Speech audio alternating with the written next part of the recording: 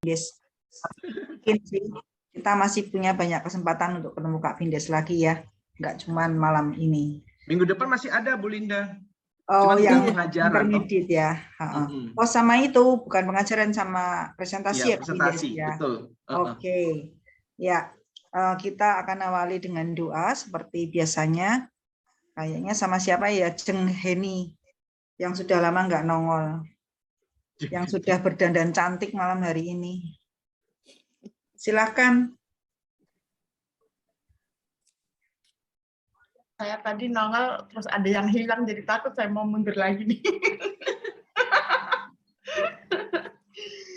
Baik teman-teman, Kak Vindes, mari kita awali pertemuan pada malam hari ini dengan doa. Dalam nama Bapa dan Putra dan Roh Kudus, amin. Bapa, selamat malam, terima kasih buat anugerah dan penyertaan-Mu dalam hidup kami. Khususnya pada malam hari ini, Engkau kembali kumpulkan kami anak-anak-Mu untuk bersama-sama belajar, mendengarkan firman, juga ulasan yang penting dalam kehidupan kami melalui Kak Vindes. Bapa, sertailah kami dari awal hingga akhir pengajaran malam hari ini. Kiranya Roh Kudus-Mu memampukan kami untuk bisa menangkap apa yang menjadi pengajaran-Mu dalam setiap kami masing-masing. Berkati kami, juga berkati Kak Vindes khususnya, yang akan memberikan segala pencerahan tentang iman, tentang kasih, dan tentang apa yang hendak Engkau sampaikan. Segala kemuliaan hanya bagi Allah Bapa, Putra, dan Roh Kudus, seperti pada permulaan sekarang, selalu sepanjang segala abad. Amin. Dalam nama Bapa dan Putra dan Roh Kudus. Amin. Terima kasih, Sis Vero. Silakan Kak Vindes. Baik, terima kasih Bu Linda. Terima kasih Bu Vero untuk doanya. Ibu Bapak, selamat malam, shalom semuanya. Malam hari ini kita akan membahas sebuah keluarga yang sangat terkenal dalam Perjanjian Baru. Kalau sebelum-sebelumnya kita sudah belajar dua keluarga ya, yaitu Ananias dan Safira sebagai contoh yang tidak baik. Lalu yang kedua sebagai contoh yang baik, yaitu keluarga Aquila dan Priscilla. Malam hari ini kita akan belajar bersama-sama dari satu keluarga yang bagi kita sangat memberikan teladan dan contoh, yaitu keluarga Kudus Nazaret. Ya, saya berikan tagline teladan dalam kehidupan. Kita akan mulai ya Ibu Bapak ya.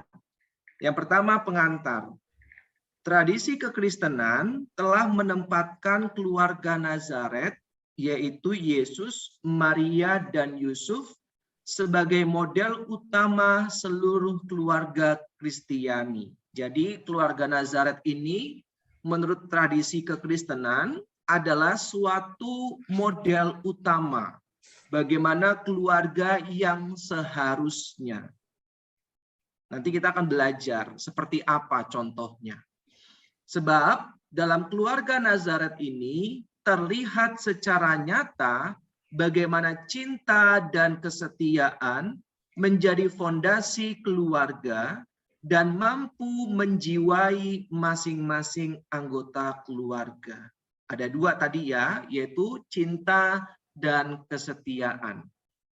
Situasi keluarga Nazaret seperti inilah yang akhirnya melahirkan Yesus sebagai sosok yang karismatis. Ya, jadi karena keluarga Nazaret inilah maka melahirkan Yesus yang adalah sosok karismatis yang mampu mengarahkan banyak orang kepada Allah. Ya, ada yang bocor.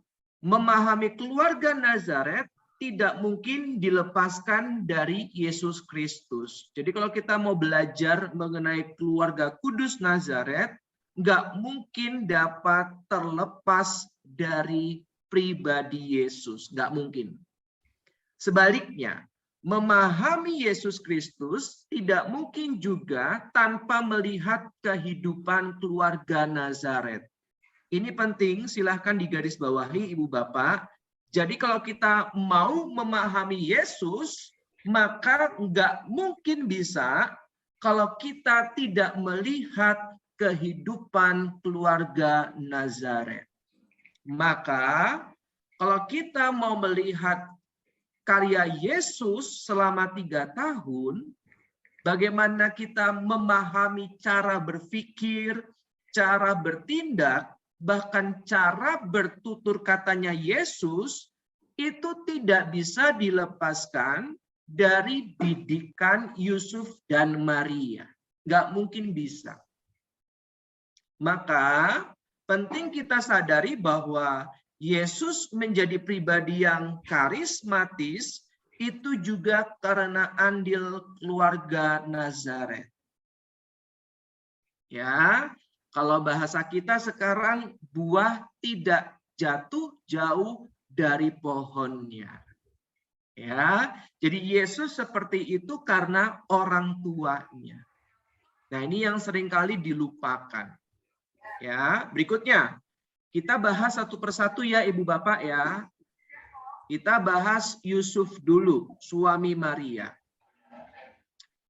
Injil Matius menampilkan Yusuf suami Maria sebagai tokoh utama dalam keluarga Nazaret. Jadi Injil Matius itu lebih menampilkan Yusuf dibandingkan Maria. Tentu dapat kita maklumi karena kita tahu bahwa jemaat Matius kebanyakan adalah orang-orang Kristen Yahudi. Ya, sehingga sosok pria atau laki-laki yang lebih diutamakan. Maka perspektif Matius dalam Injilnya lebih menampilkan Yusuf karena keadaan jemaatnya. Ya, bukan pilih kasih tentunya. Ya. Sedangkan Maria tidak terlalu ditonjolkan. Ya. Hampir semua perintah dari Allah ditujukan kepada Yusuf. Nah, jadi Matius itu lebih menekankan peran Yusuf dibandingkan Maria. Bahkan perintah dari Allah hampir semuanya ditujukan kepada Yusuf. Itu menurut Injil Matius. Kalau kita melihat Injil Lukas, itu kebalikannya. Yang lebih ditampilkan adalah Bunda Maria. Ya. Nah, apa saja contohnya? Dalam mimpi, Yusuf diminta untuk mengambil Maria sebagai istrinya. Coba kita baca Matius 1 ayat 20 dan 21. Silakan satu orang volunteer bacakan. Jadi kalau kita perhatikan ada perbedaan yang cukup mendasar. Matius lebih menampilkan peran dari Yusuf. Silakan.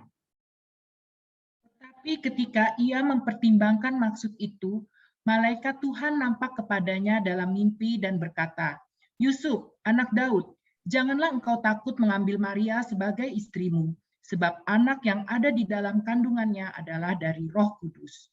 Ia akan melahirkan anak laki-laki dan engkau akan menamakan dia Yesus, karena dialah yang akan menyelamatkan umatnya dari dosa mereka." Nah, terima kasih Bu Hartini. Itu yang pertama, perintah dari Allah yang ditujukan kepada Yusuf. Ya, bahwa Yusuf diminta untuk tidak takut mengambil Maria sebagai istrinya. Kenapa? Karena anak yang dalam kandungannya Maria adalah dari Roh Kudus, bukan dari benih laki-laki lainnya. Itu yang pertama. Yang kedua, dalam mimpi juga Yusuf diminta untuk mengungsi ke Mesir karena ancaman dari Raja Herodes Agung yang mau membunuh seluruh bayi di Bethlehem dan sekitarnya. Kita buka Matius bab 2 ayat 13 sampai dengan 18.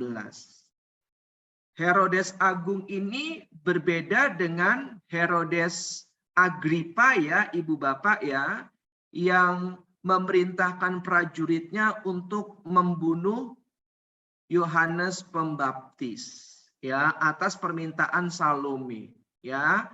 Jadi Herodes Agung itu bapaknya Herodes Agripa. Jadi dua pribadi yang berbeda. Oke, kita baca Matius 2 ayat 13 sampai dengan 18. Silakan.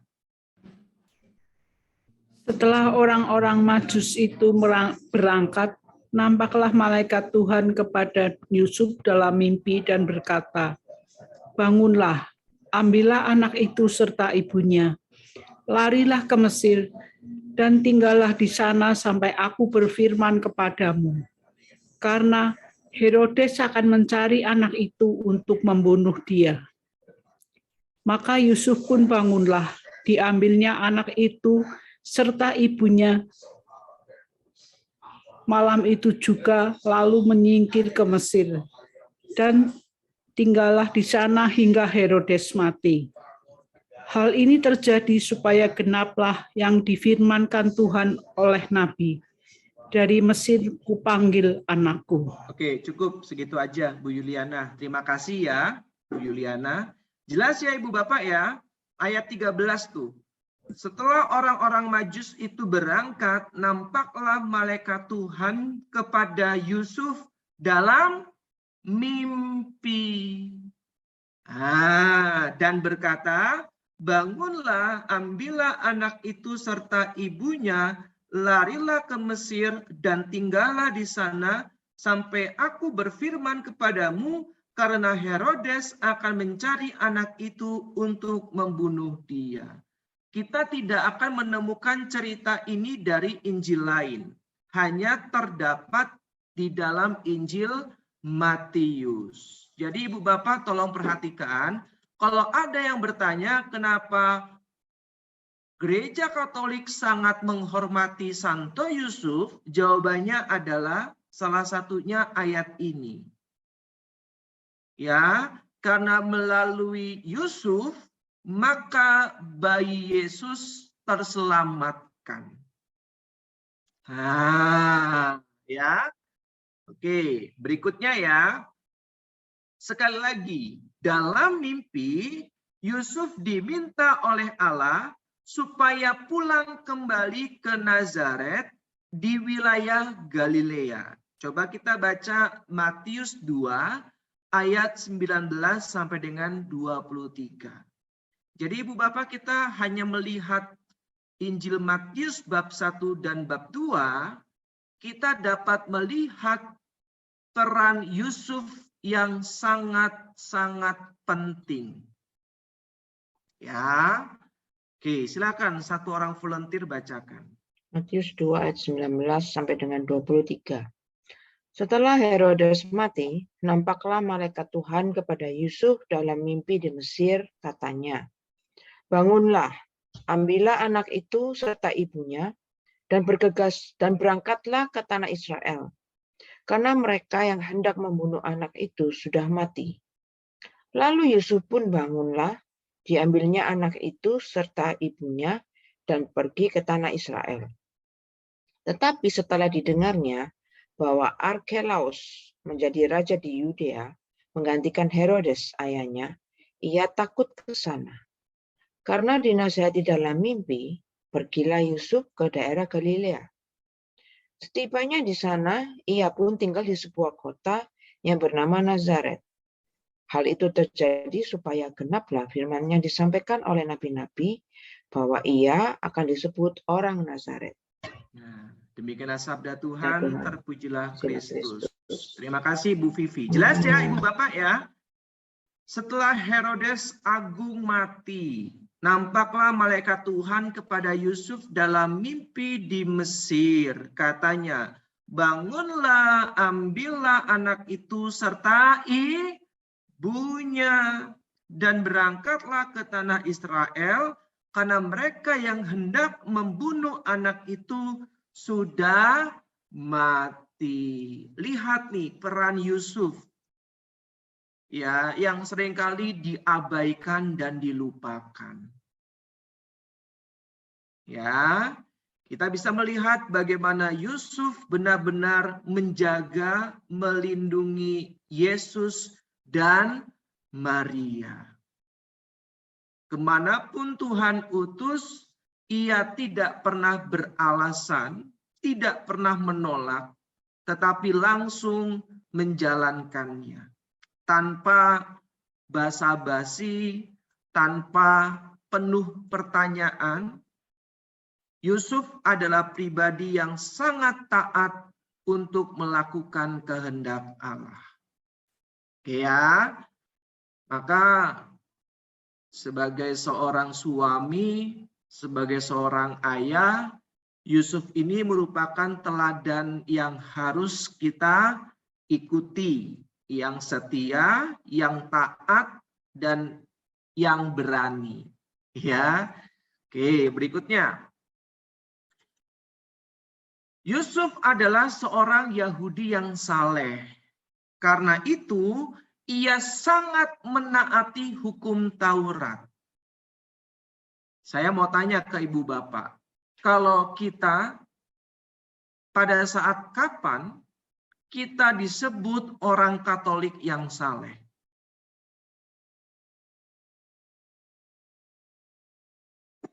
Jika kita menghidupi hidup rohani kita, doa-doa kita dengan tekun. Oke, terima kasih Ibu Vivi. Yang lain satu lagi, kita disebut orang Katolik yang saleh itu pada saat kapan? Atau alasannya apa? Sebenarnya kalau kita dikatakan saleh itu sebenarnya pada sikap hidup kita. Tetapi itu akan nampak pada saat kita meninggal. Justru pada saat meninggal itu kemuliaan itu kelihatan di situ. Dengan banyaknya yang layat ya Bu Vero. Iya. Iya, memang Katanya kemuliaan gitu ya. Kalau orang yang masih hidup belum terlalu, tapi belum kelihatan. Justru yang kelihatan itu kalau sudah meninggal gitu ya. Penting nih, menarik ya. Oke, terima kasih Bu Vero. Dua-duanya betul ya, bahwa kita disebut orang Katolik yang saleh dari cara hidup kita dan bagaimana kita mengasihi Tuhan serta sesama kita. Oke, nah Yusuf ini disebut orang Yahudi yang saleh, tentu ada alasannya. Nih, coba kita perhatikan. Menurut hukum Taurat, seorang tunangan yang kedapatan sudah mengandung haruslah dihukum mati. Silakan baca nanti Ulangan 22 ayat 13 sampai dengan 24. Bahwa seorang perempuan yang belum menikah, meskipun sudah tunangan, tetapi hamil duluan, maka hukumannya adalah mati. Tetapi yang berikutnya, Ibu Bapak tolong ingat ya, tetapi pada abad pertama, pemerintah Romawi telah menghapus hukuman mati untuk kasus ini.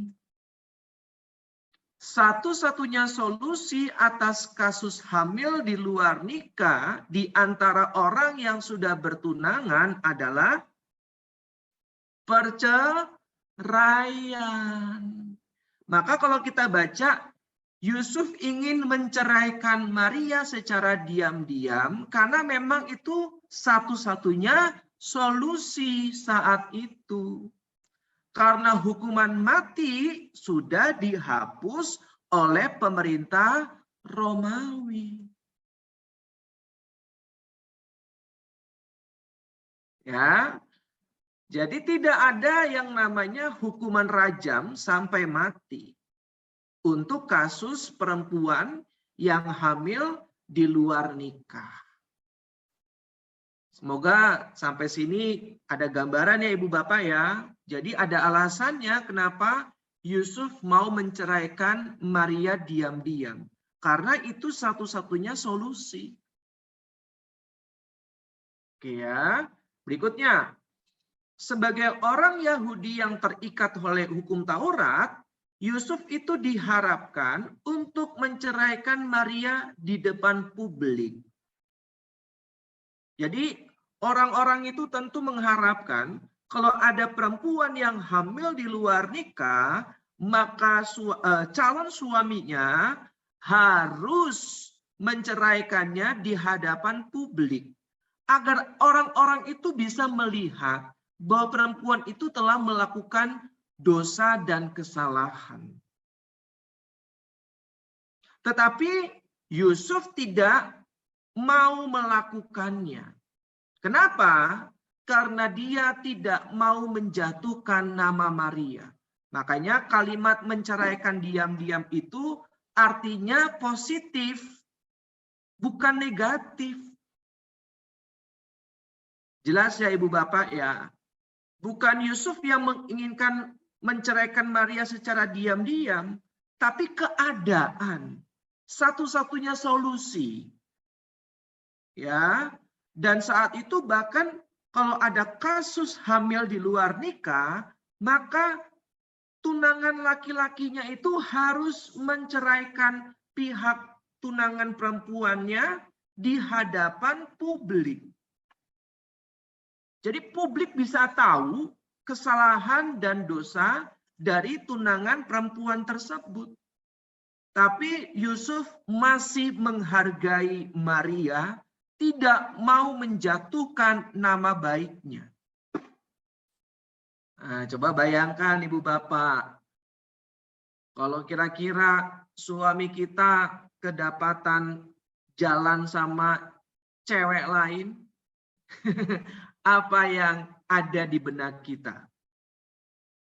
Ya, atau sebaliknya sebagai suami kalau istri kita ternyata hamil padahal bukan dengan kita, kira-kira kita masih bisa berpikiran sehat atau tidak?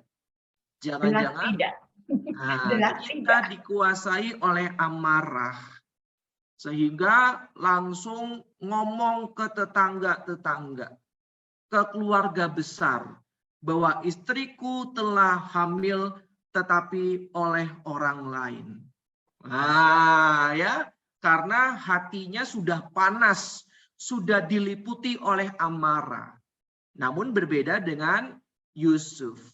Yusuf masih menggunakan akal sehatnya. Ia tidak mau dikuasai oleh amarah. Makanya Yusuf mau menceraikan Maria diam-diam. Jadi kita sudah paham sekarang ya Ibu Bapak ya, kenapa Yusuf mau menceraikan Maria diam-diam. Itu ada alasannya. Bukan berarti Yusuf tidak bertanggung jawab. Tapi keadaanlah yang memaksa Yusuf untuk melakukan hal itu. Disinilah tampak ketulusan hati Yusuf. Dan ketulusan hati inilah yang menjadi modal berharga baginya untuk menjadi kepala keluarga yang baik.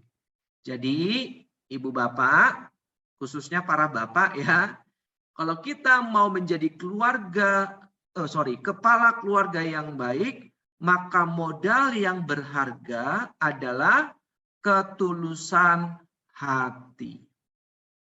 Ya, Yusuf memberikan teladan sebagai kepala keluarga, ia memiliki ketulusan hati. Orang yang tulus itu adalah orang yang jujur, orang yang terbuka, orang yang benar-benar hidupnya penuh dengan integritas. Ya, itu orang yang tulus. Ya, jujur, terbuka, dan berintegritas. Tentu kita ingat ya, saat seorang Nathanael dengan polosnya bilang, apakah ada sesuatu yang baik datang dari Nazaret. Nah, mendengar kalimat itu Yesus marah enggak? Enggak.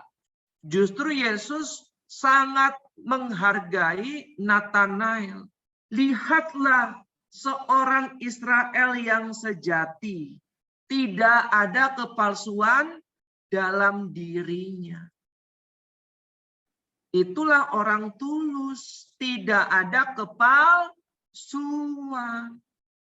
Apa yang tampak di depan itu merupakan cerminan apa yang ada di dalam hati kita. Ya, jangan hati kita penuh dengan amarah, penuh dengan kedongkolan, tetapi tampak depan, wah, bawaannya maunya menyanjung orang lain, padahal sebenarnya marah dan kecewa. Tetapi tidak berani mengekspresikannya terhadap orang yang bersangkutan. Nah, berarti orang-orang seperti ini belum berani terbuka dan jujur dengan perasaannya.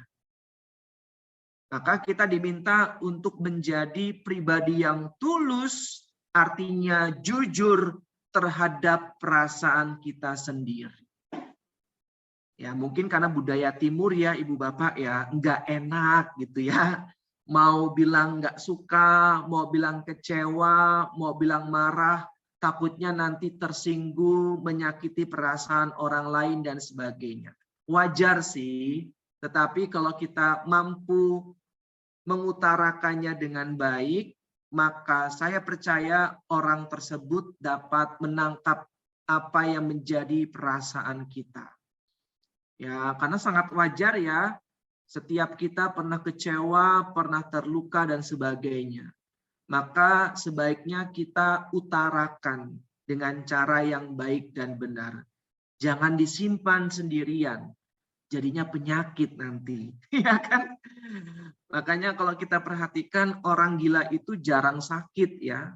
Mau makan makanan yang kotor, ya hujan-hujanan, panas-panasan, tidur di pinggir jalan, ya. Karena mungkin mereka tidak terlalu banyak yang dipikirkan dan yang dirasakan, ya kan? Maka kalau kita mau menjadi orang yang orang yang tidak memendam perasaan, jadilah orang gila. Enggak ya, joke ya Ibu Bapak ya. Masa jadi orang gila? Enggak, kita mau menjadi orang yang merdeka, orang yang tulus seperti Yusuf.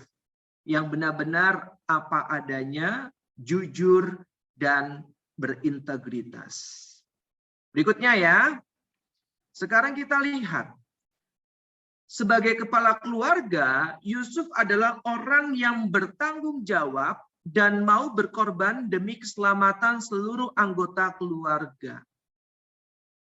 Ketika diperingatkan oleh malaikat Tuhan supaya pergi ke Mesir, tanpa menunda waktu sehari pun, ia beserta Maria dan bayi Yesus langsung berangkat ke Mesir. Bayangkan Ibu Bapak, saat dia mendapatkan pesan peringatan dari malaikat Tuhan untuk mengungsi ke Mesir, Yusuf langsung mengajak Maria dan bayi Yesus untuk pergi ke Mesir. Kalau saat itu tidak ada Yusuf, atau Yusuf santai-santai saja, maka besar kemungkinan mereka tidak selamat. Nah ya, jarak ke Mesir kira-kira 250 km. Kira-kira dari Jakarta kemana nih Ibu Bapak? 250 km. Jakarta Semarang berapa kilometer ya? Nggak tahu ya. Mungkin Jakarta Bandung. Lebih ya. Ya, kurang lebih lah ya. Pokoknya jaraknya 250 km jalan kaki lewatin padang gurun. Dulu belum ada ojek online, ya. Dulu belum ada kereta, apalagi pesawat.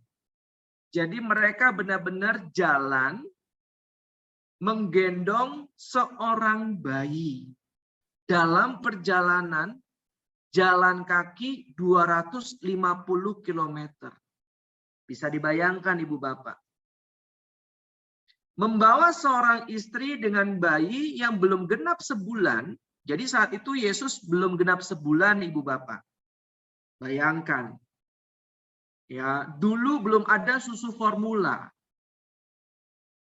Jadi Yesus itu masih harus ditetein. Nah, ya, nenen minum ASI langsung dari Bunda Maria.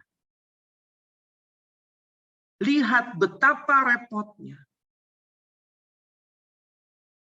Ya, dulu belum ada Pampers yang sekali pakai kalau bisa langsung buang. Ya kan? Jadi hal-hal inilah yang harus kita pikirkan Ibu Bapak. Betapa repotnya Yusuf dan Maria saat itu harus berjalan kaki ke Mesir yang jaraknya kira-kira 250 km dan jalan kaki melewati padang pasir. Dan tidak ada fasilitas apa-apa saat itu. Dan perhatikan Ibu Bapak, Yusuf sama sekali tidak mengeluh. Yusuf menjalani semuanya itu dengan penuh kesetiaan. Itulah kenapa Gereja Katolik sangat menghormati Santo Yusuf.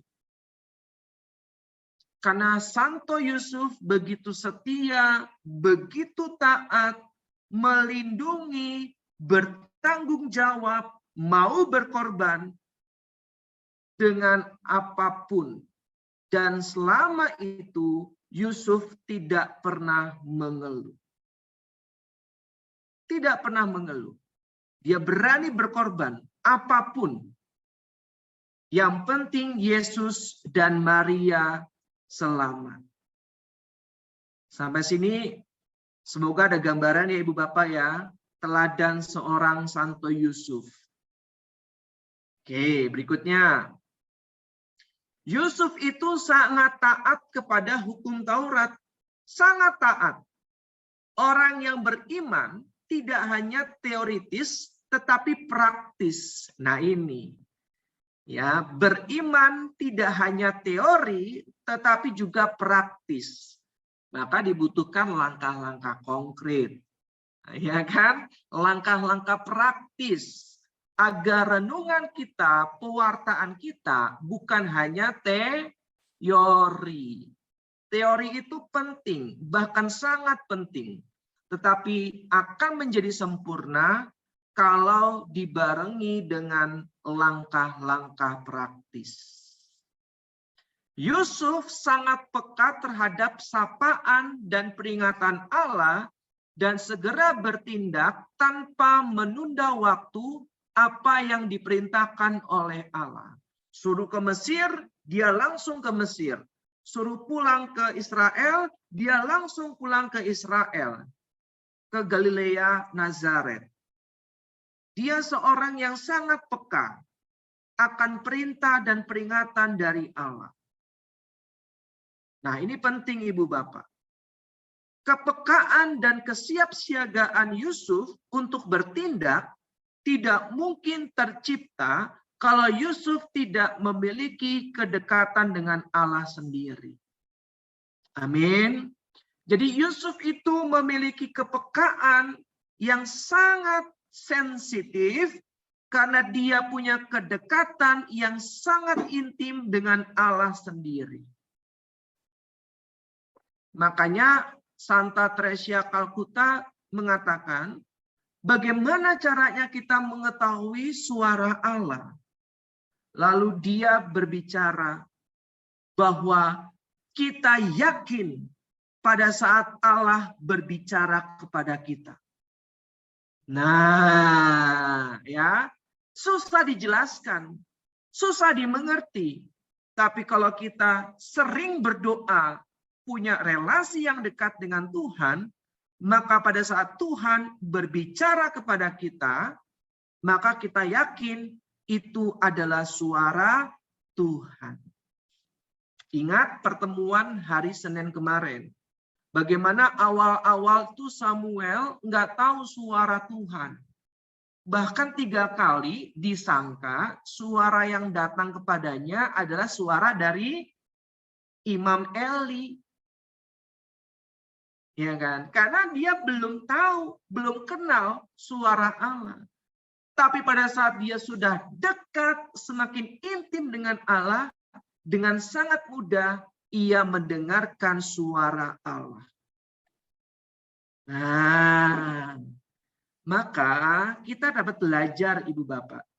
Kita dapat meneladani bagaimana kepekaan seorang Yusuf karena dia punya hubungan yang sangat dekat dengan Allah.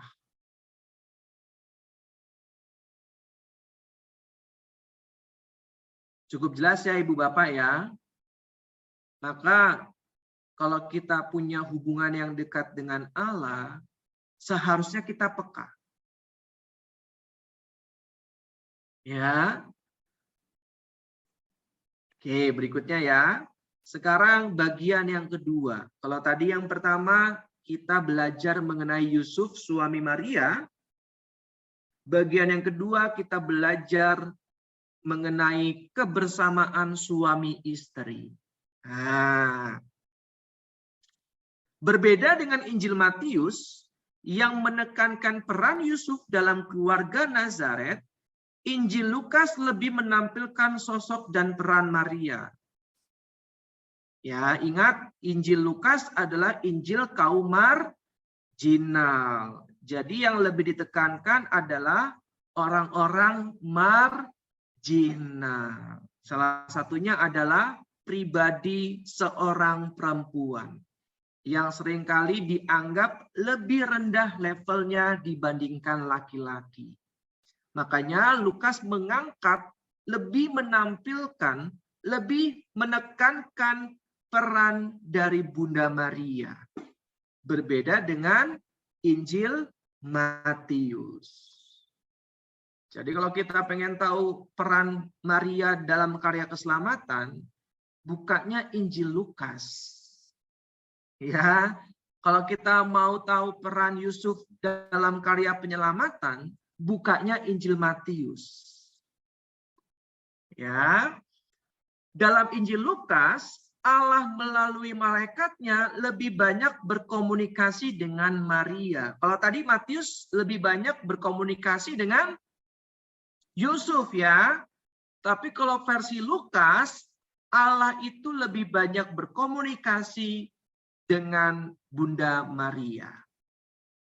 Contohnya dalam Lukas bab 1 ayat 26 sampai dengan 38. Melalui malaikat Gabriel, Maria menerima kabar tentang kelahiran Yesus melalui rahimnya karena kuasa Roh Kudus. Ya. Oke, berikutnya. Selain itu, Injil Lukas melukiskan sukacita Maria yang dibagikan kepada Elizabeth. Coba Ibu Bapak buka, tidak akan ditemukan dalam Injil Matius. Ini yang biasa disebut dengan Kidung Maria, Magnificat. Ada nggak dalam Injil Matius? Tidak ada. Hanya ada di dalam Injil Lukas. Intinya, penginjil Lukas mau memperlihatkan bahwa Yesus sebagai Mesias dan pilihan Allah akan lahir dari seorang perempuan yang terpilih. Nah, silakan digarisbawahi. Jadi, Lukas itu sengaja menekankan peran Maria karena ingin memberikan penjelasan bahwa Mesias pilihan Allah itu akan dilahirkan dari seorang perempuan yang terpilih. Salam hai engkau Maria. Nah, ya, yang telah dipilih secara khusus oleh Allah untuk mengandung putranya.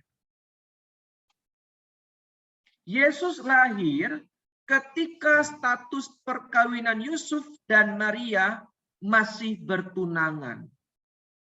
Ya, masih bertunangan.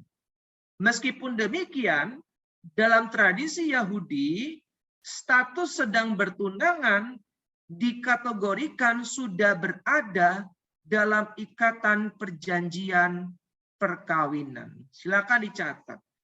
Ya, jadi menurut tradisi Yahudi, orang yang sudah bertunangan itu sudah terikat dalam perjanjian perkawinan. Kalau kita kan belum ya, Ibu Bapak ya. Kita benar-benar terikat pada saat menerima dan memberikan sakramen perkawinan. Tapi kalau dalam tradisi Yahudi, orang yang sudah bertunangan itu sudah dalam ikatan perjanjian perkawinan. Makanya menceraikan secara diam-diam. Sampai sini paham ya Ibu Bapak ya? Jadi kalau kita menemukan kata menceraikan secara diam-diam, jangan bingung. Ingat sekali lagi, kita tidak bisa menggunakan budaya kita sekarang, cara berpikir kita sekarang untuk memahami budaya 2000 tahun yang lalu. Apalagi budaya dari negeri yang berbeda.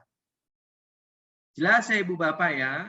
Jadi menceraikan secara diam-diam itu karena menurut tradisi Yahudi, orang yang sudah bertunangan, meskipun belum kawin, itu sudah dalam ikatan perjanjian perkawinan.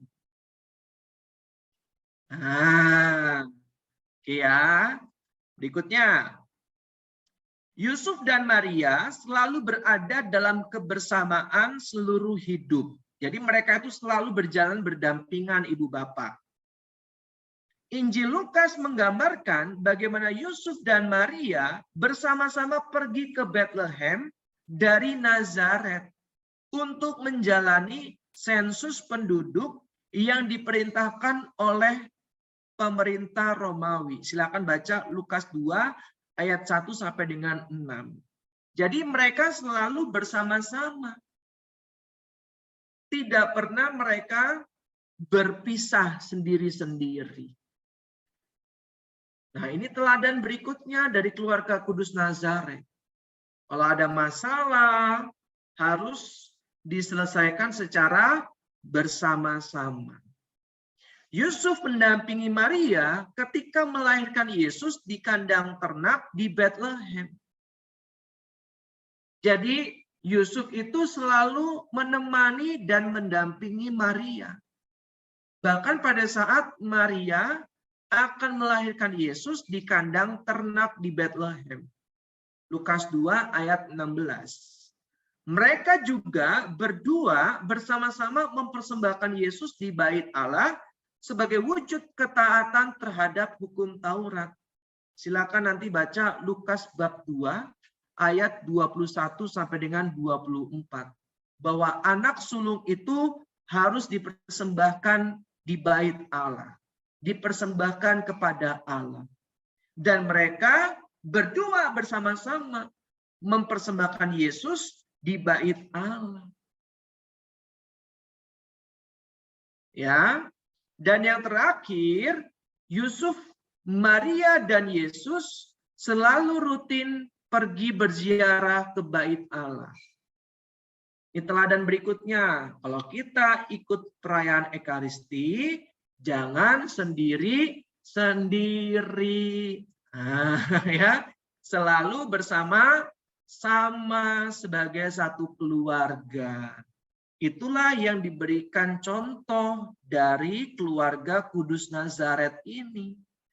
Kenapa? Karena Yusuf, Maria, dan Yesus selalu rutin pergi berziarah ke bait Allah bersama-sama. Tidak pernah sendiri-sendiri. Nah, ya. Oke, berikutnya ya. Sekarang bagian yang ketiga, mempersembahkan anak sulung. Maksudnya apa?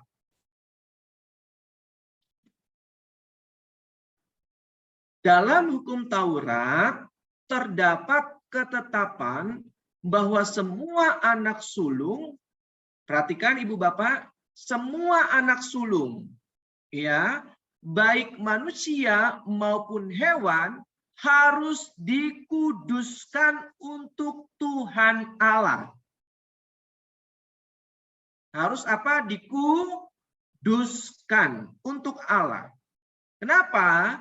Karena anak sulung itu adalah kepunyaan Tuhan.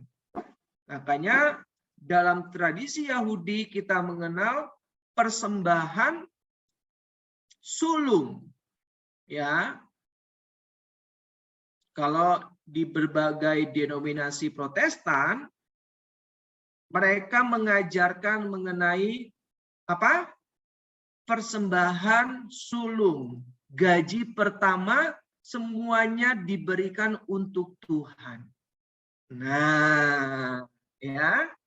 Karena ini dasarnya bahwa yang sulung itu kepunyaan Tuhan. Maka harus diserahkan kepada Tuhan. Coba kita buka Keluaran 13 ayat 2. Silakan, satu orang volunteer tolong bacakan yang sudah ketemu.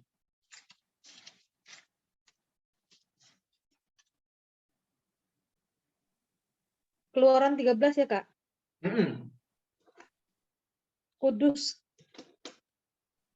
Kuduskanlah bagiku semua anak sulung, semua yang lahir terdahulu dari kandungan pada orang Israel, baik pada manusia maupun pada hewan. Akulah yang empunya mereka. Nah, terima kasih Kak Nelly. Jelas ya? Karena yang sulung, baik manusia maupun hewan, adalah kepunyaan Tuhan. Maka harus dipersembahkan, dikuduskan untuk Tuhan. Coba satu lagi ya, kita buka ayat 12-nya. Keluaran 13 ayat 12. Silakan.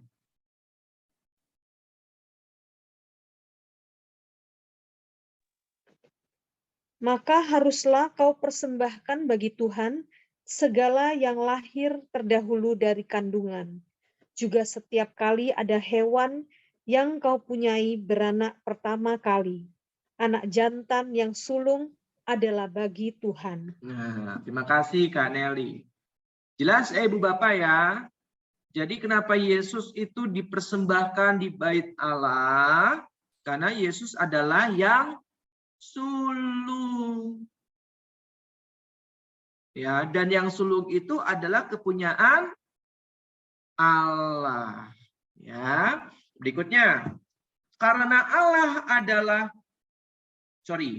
mempersembahkan sesuatu kepada Allah merupakan ungkapan syukur atas rahmat, berkat, kebaikan, dan kelimpahan yang dianugerahkan oleh Allah.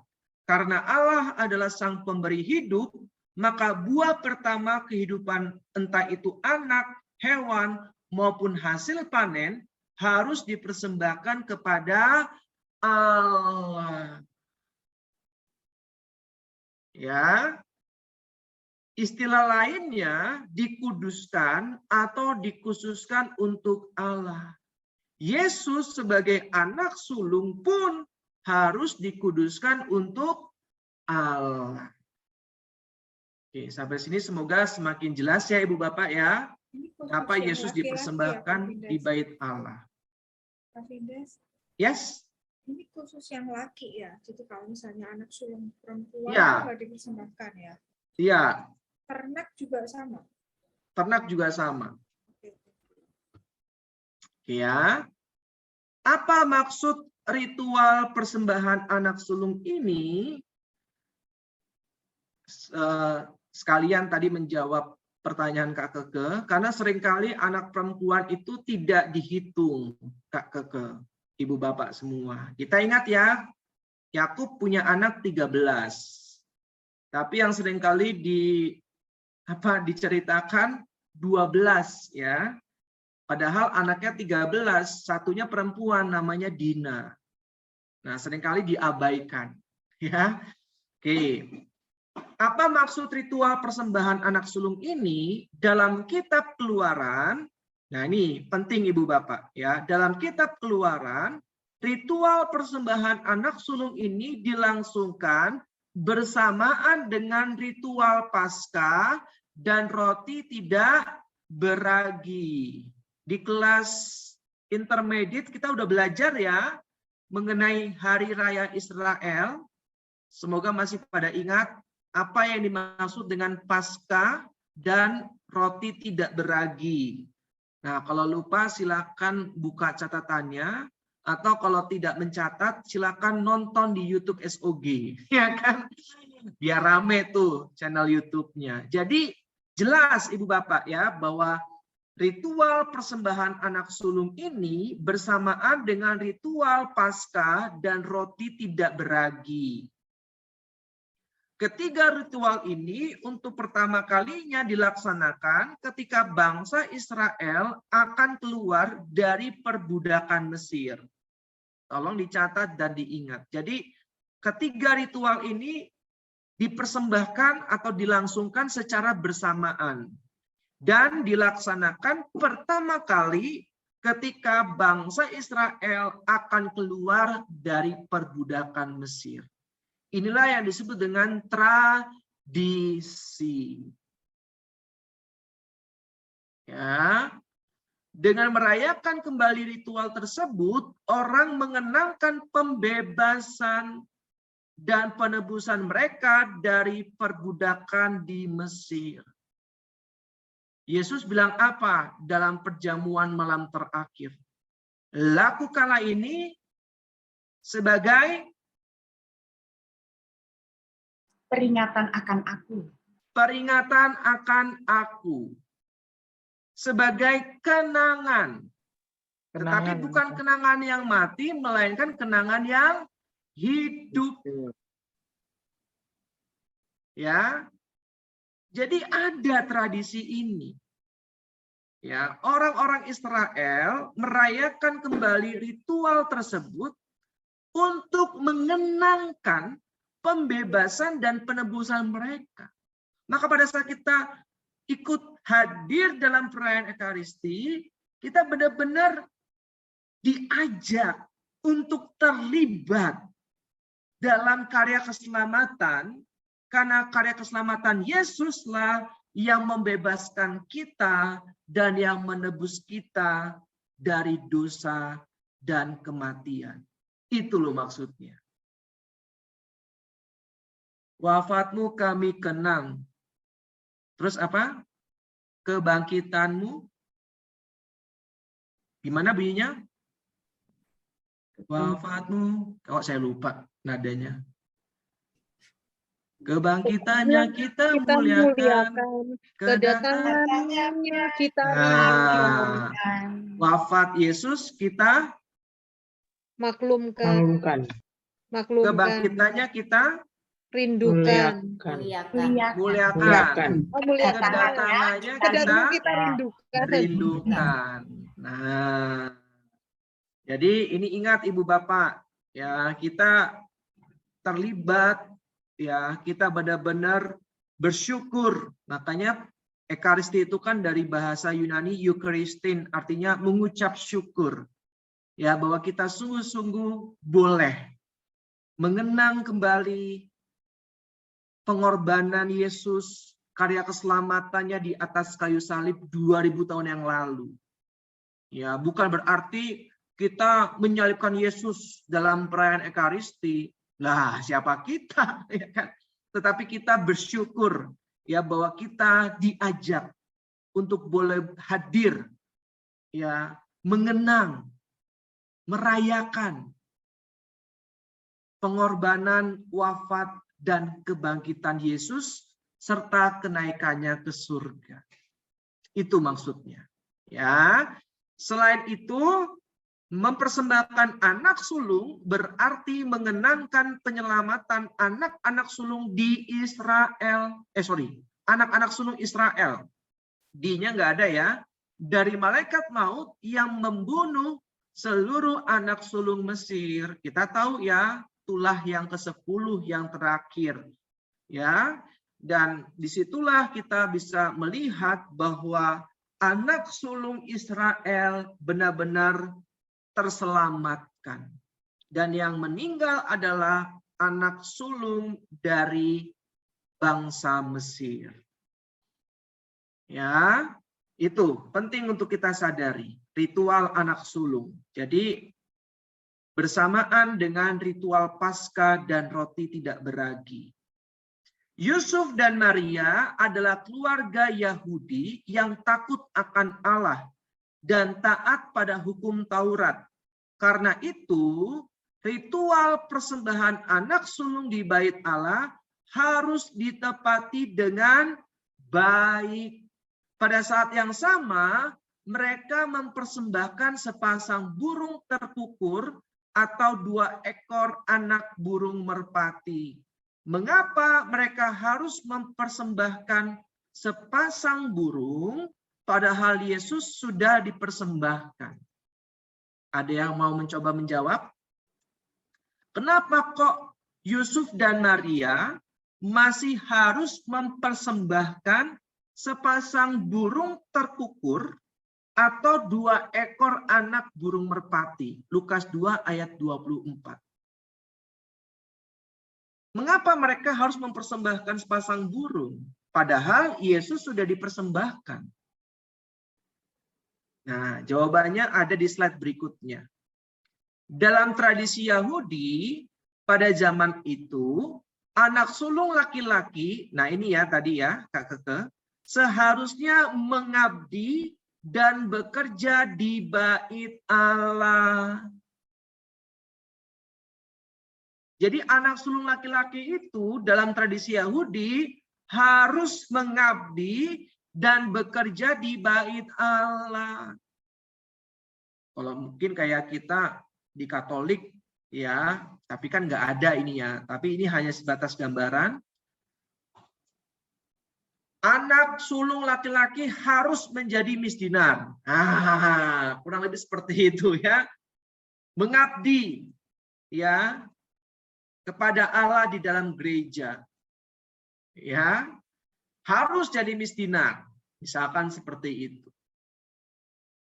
Ya, tapi kalau misalkan tidak mau, tentu ada konsekuensinya. Nah ini, ada konsekuensi yang harus dipersembahkan kepada Allah.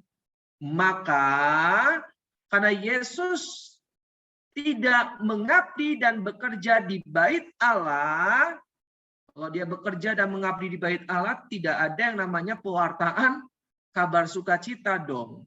Ya kan? Tidak ada karya keselamatan. Lah dia di bait Allah terus gitu kan. Nah, karena Yesus tidak mengabdi dan bekerja di bait Allah, maka ada konsekuensinya. Maka Yusuf dan Maria selalu mempersembahkan sepasang burung tekukur atau 2 anak burung merpati. Sampai sini paham ya Ibu Bapak ya, jelas ya. Jadi ini jawabannya. Nah, kalau kita mau membandingkan, hari Senin lalu kita belajar kisah Samuel. Bahwa Samuel bekerja di rumah Tuhan itu seumur hidup.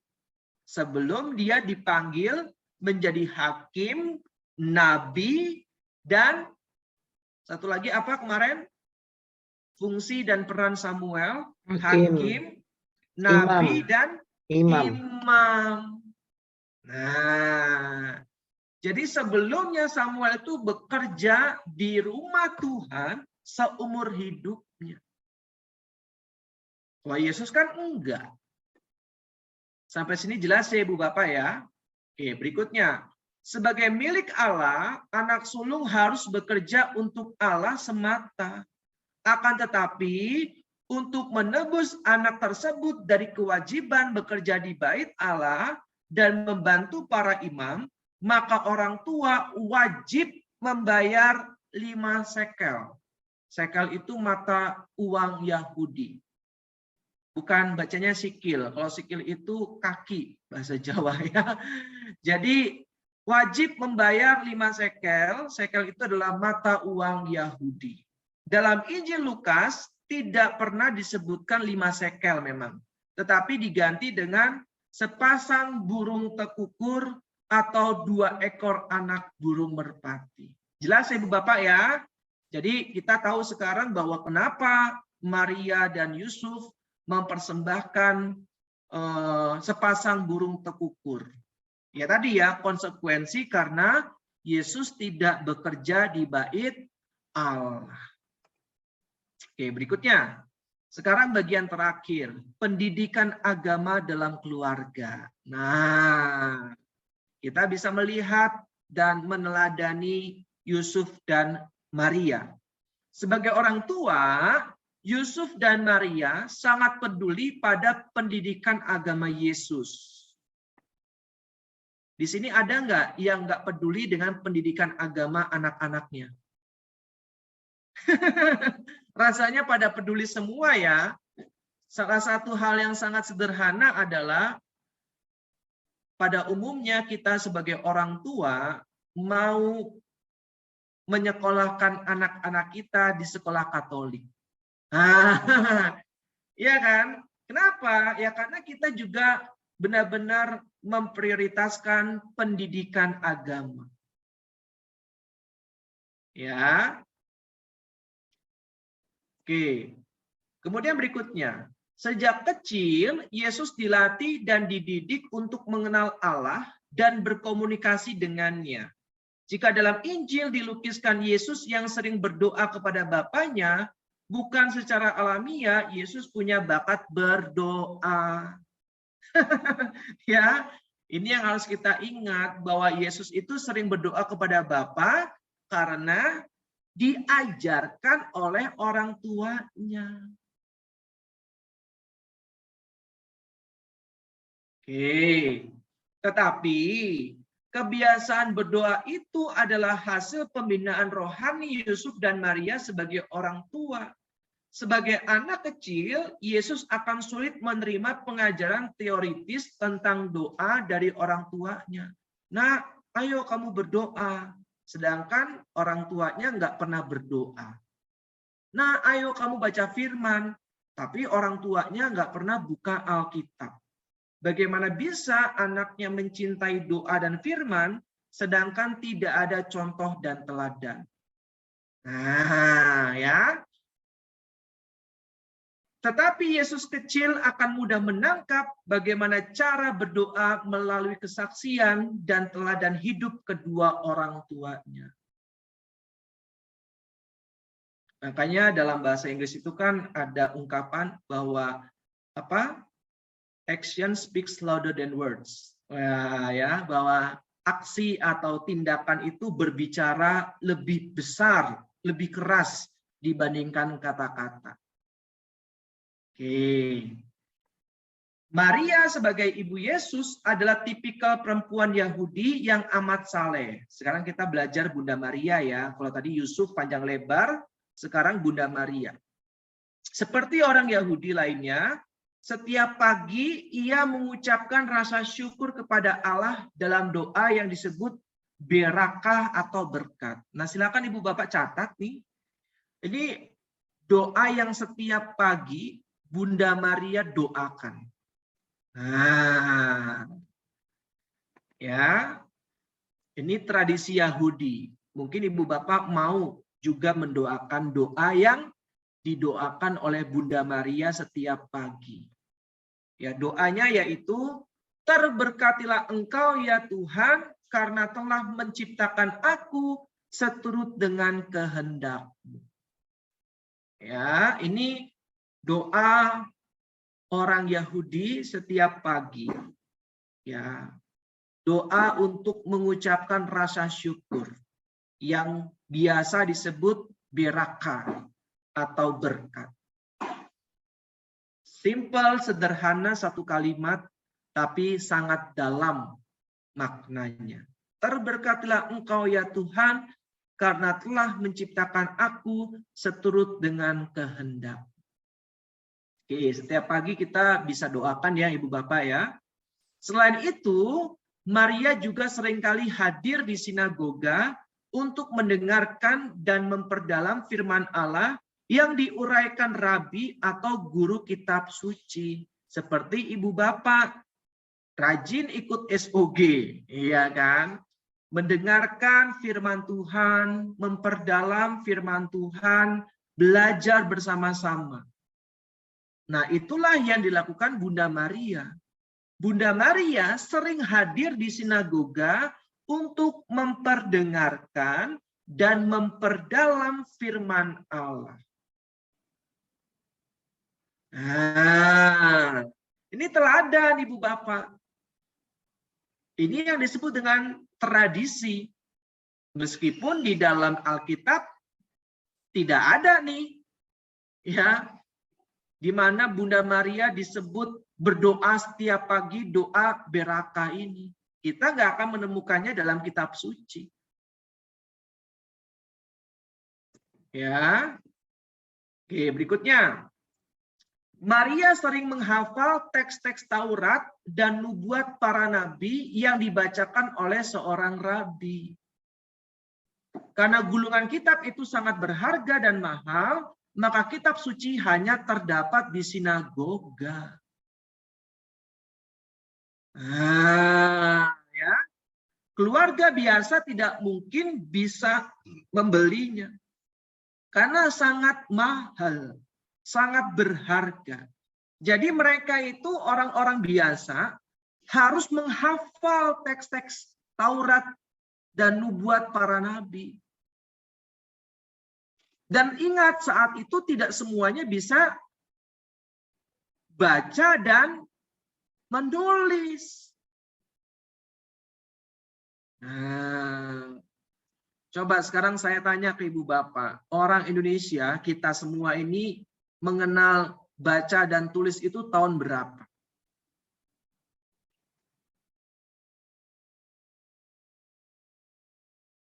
Abad ke-18 sudah pada bisa baca tulis?